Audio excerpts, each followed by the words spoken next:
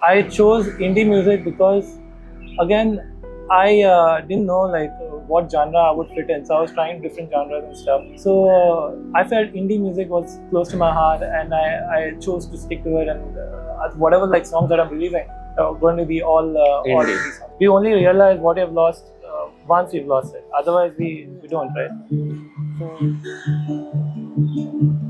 किससे कहानी के हिस्सों में बातें हैं फिर भी कुछ तो सवाल सुन सुन लो जरा ये राहें क्यों ये खामोशियां भी सदाएं सुन सुना सा है ये आसमां क्यों मुझे बुलाए ये